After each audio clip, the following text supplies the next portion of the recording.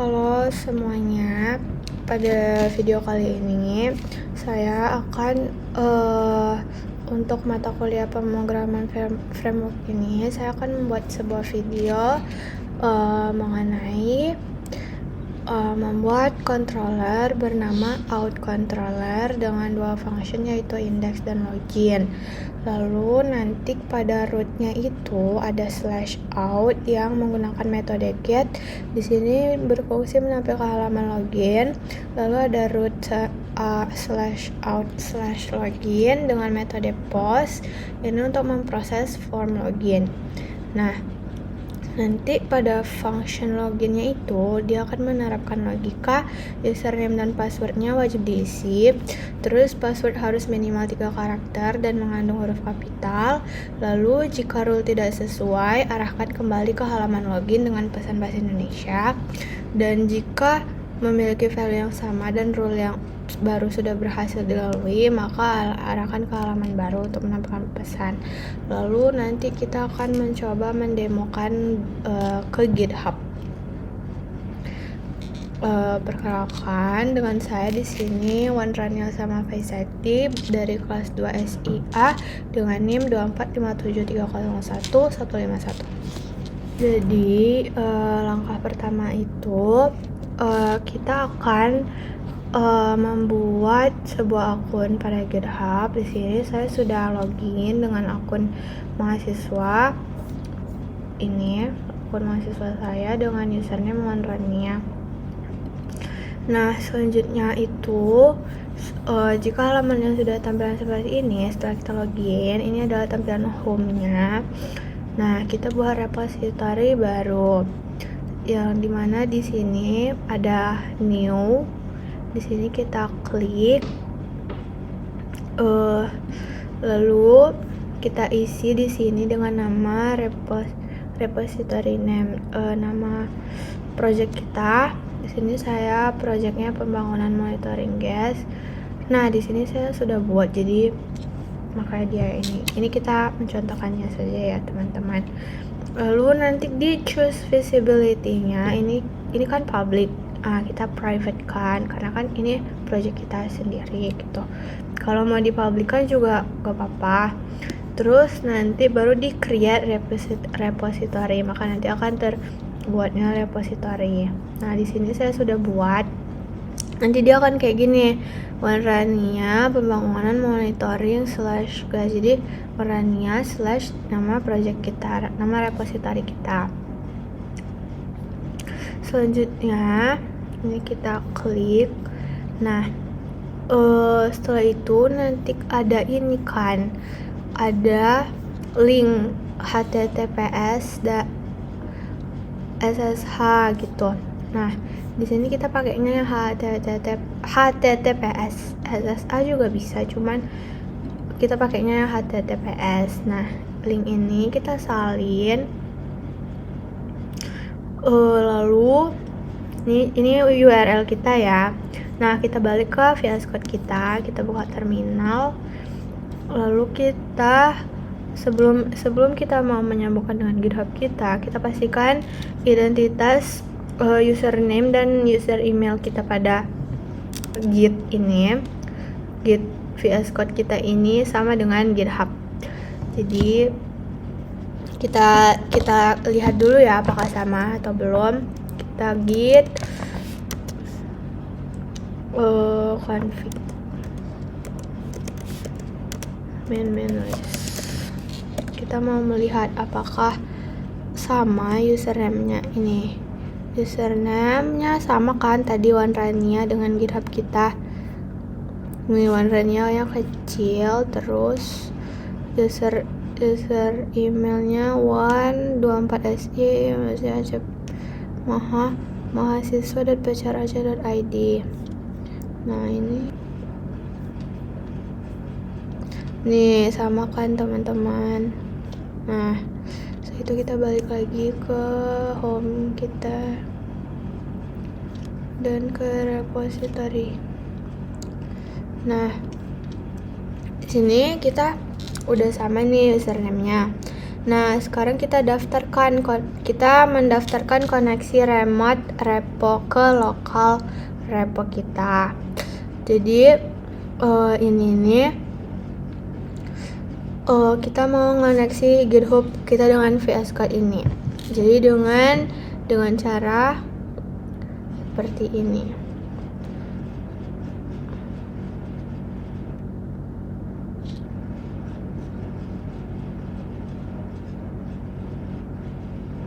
Dengan cara git di terminalnya kita buat git remote add, lalu nama koneksinya GitHub,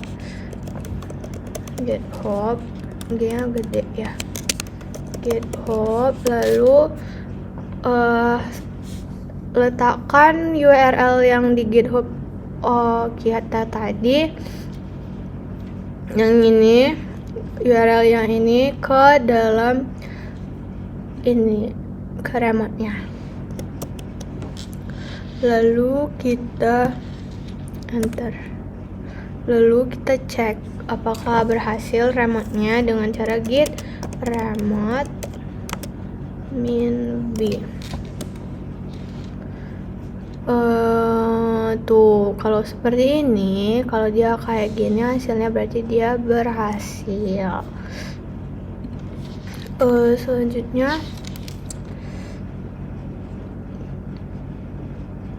Selanjutnya ini udah berhasil kan. Nah, kita mau git push. Karena ini git push pertama, jadi kita git push kan. Git push. Habis itu pas kita git push tuh dia ada the current branch main has no upstream branch. Nih sama kayak gini. Get push main set main upstream get main. Nih berarti kita disuruh ini get push main ini GitHub. Ini kita kopikan, lalu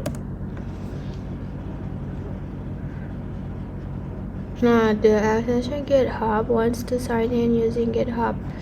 Nah, nanti akan ada tampilan sign in-nya, maka kita allow. Kita sign in dengan Google kita tadi ya.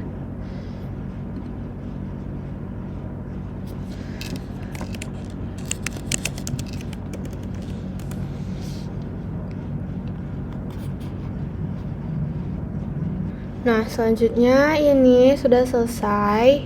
Nih, kalau udah keluar kayak gini berarti dia sudah selesai kan, karena done, terus branch main set up to track GitHub main. Nah, kita coba cek dengan get status. Nih, pasti dia ada keluar ini. Your branch is up to date with GitHub/main. Gitu. Nah, di sini juga ada file yang belum saya git add kan. Nah, di sini kita mau nge-git push ini. Sebelum git push kita git add dulu. Lalu git status. Setelah itu kita git commit kan.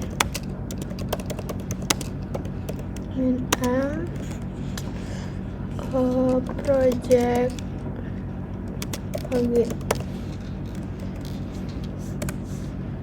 Lalu abis kita git commit, git status.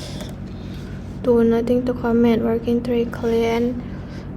Nah, terus use git push to publish your local commits. Jadi kita coba ya, kita buat git push git. Tuh, maka kita coba lihat ya di GitHub kita apakah sudah ada.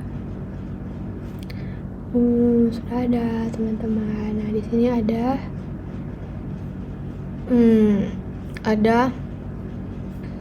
ada 5 commit. Yang pertama ada commit pertama, terus pertama complete, terus submit form, progress login project, terus project login. Seperti itu teman-teman.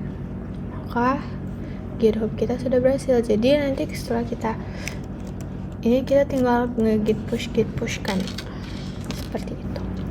Nah baik, setelah itu selanjutnya kita akan membuat form login yang dimana kita buat dulu controllernya pertama yang bernama out controller. Nah di sini saya sudah buat controllernya. Cara buat controller itu bisa juga melalui terminal, yaitu dengan cara php artisan make-2 controller, terus nama controllernya lalu resource. Nah di sini saya sudah buat controllernya. Nah di sini dia ada banyak function yang bisa kita isi. Nah sesuai dari soal tadi itu dia mintanya function index yang menampilkan form login, lalu function login untuk memproses data-data login. Nah, selanjutnya di sini sudah ada nih function index, lalu ada juga function login. Sudah ada. Lalu selanjutnya kita buat root. Kita buat root ke ini ya. Ke roots di web.php-nya dengan seperti ini. Nah, tadi kan di soalnya juga ada buat 2 roots nih. Yang pertama /out, dia ke index, lalu /out/login dia ke login. Nah, di sini sudah ada nih. Jangan lupa untuk mengimport nama kelasnya. Selanjutnya selanjutnya kita buat views baru, yaitu di views nanti ada folder lagi namanya out, lalu login form nih, login form blade.php. Ini kita sudah buat. Di sini isinya ini untuk tampilan formnya, tampilan untuk mengisi formnya. Lalu di dalam formnya itu nanti ada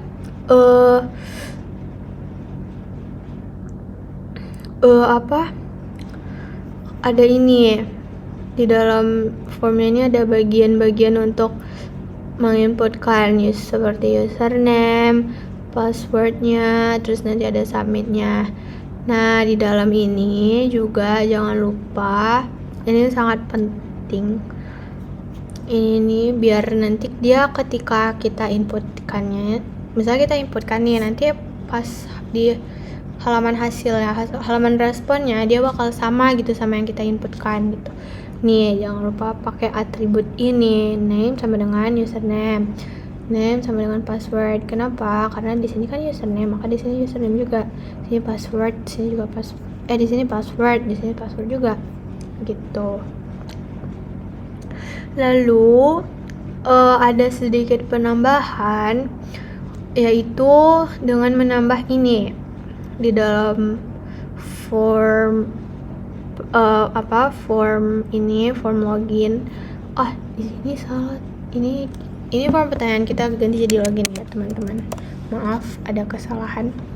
Nih di dalam form loginnya ini kita tambahkan bagian action. Nih actionnya nanti dia bakal root ke login, lalu ada metodenya juga, sama ada CSRF. Ini sangat penting karena ini sangat penting untuk bagian-bagian login. Tuh harus ini harus penting untuk pembuatan form ini harus penting, harus ada di dalam pembuatan form. Nah, selanjutnya ini sudah ada atributnya. Lalu di function store-nya di function login, di function loginnya itu kita buat ini, di function loginnya kita buat ini. Ini untuk ngedebugginnya ya teman-teman. Nah, ini kita hapus dulu. Kita coba debug.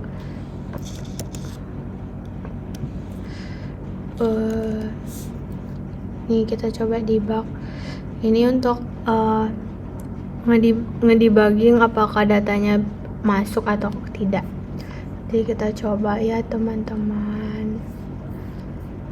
Kita demokan local /out. Ini form login. Kita coba ya Rania. Passwordnya 12345. Tuh, maka dia kan seperti ini karena kita kan ngedebug. Dan juga hasilnya ini kan apa tuh? Hasilnya juga kelihatan passwordnya juga kan, karena kita ngecek apakah datanya sudah masuk atau belum. Nah, selanjutnya kita akan buat halaman responnya. Nah, pada halaman responnya ini di sini kita akan ngebuat di bagian view-nya nih, di bagian out-nya juga login respon.blade.php. Nah, di sini berisi saya menggunakan Bootstrap, terus ada CSS-nya. Lalu di sini di dalam bodinya ini berisi kayak ada container div, bagian div-nya itu nanti ada tulisan terima kasih, username, login Anda telah berhasil, username Anda nanti ada tulisan username-nya, lalu login Anda berhasil diverifikasi. Itu. Selanjutnya bagian login function login tadi kita ini kan untuk debug, jadi kita nggak pakai ini lagi, tapi kita masukin kita modifikasi lagi dengan mengambil setiap data form lalu dipasingkan ke view. Jadi dengan cara seperti ini teman-teman. Yang ini teman-teman. Nih kita. Nah ini. Jadi ada. Ini gimana? Nih. Ini kan ini untuk memvalidasi, mempasingkan datanya gitu. Nanti jadi ini ada data username, lalu ada password, terus nanti dia akan return ke view out login respon. Jadi kita coba ya teman-teman. Coba kita login lagi. Rania 12345. Tuh, maka dia kan terima kasih Rania, login Anda telah berhasil, username Anda. Tuh, nanti balik lagi dia. Seperti itu. Udah selesai. Nah, di sini kita sudah berhasil nih buat formnya dan juga buat halaman responnya tadi. Nah, selanjutnya kita mau sesuaikan dengan logika yang ada di soal. Tadi logika yang ada di soalnya itu username dan passwordnya wajib diisi. Selanjutnya passwordnya itu minimal 3 karakter, terus harus ada huruf kapitalnya. Terus kalau misalnya dia nggak sesuai dengan logika aturan itu, maka dia akan balik lagi ke halaman form loginnya dan muncul menampilkan pesan error dengan bahasa Indonesia. Terus kalau misalnya dia berhasil, maka dia akan menampilkan ke halaman responnya. Nah, untuk itu maka kita akan memodifikasi function login kita. Nah, di sini kita pasti pakai ini. Ini nggak usah dihilangin ya guys, karena ini penting untuk mempasingkan data. Tapi kita tambahkan nih request validate. Lalu di sini buat username require, passwordnya require. Ini biar ini kayak aturannya gitu.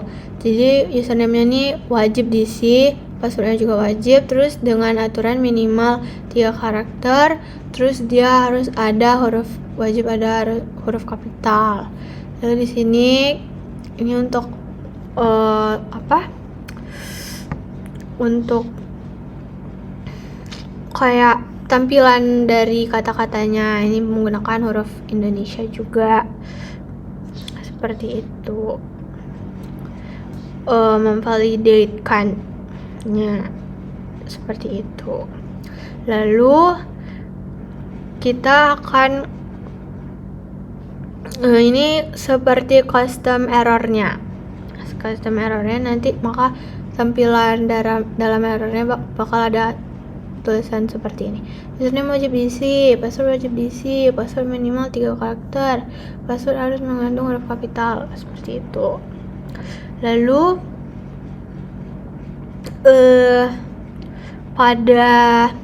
agar dia muncul di form login kita, maka di tampilan login formnya tadi kita buat codingannya ini, codingan errornya seperti ini, teman-teman. Jadi kita buat codingan errornya seperti ini. Maka coba kita jalankan ya. Jadi ini udah, kita jalankan. Username misalnya ini Rania, terus passwordnya tadi 12345 Desember.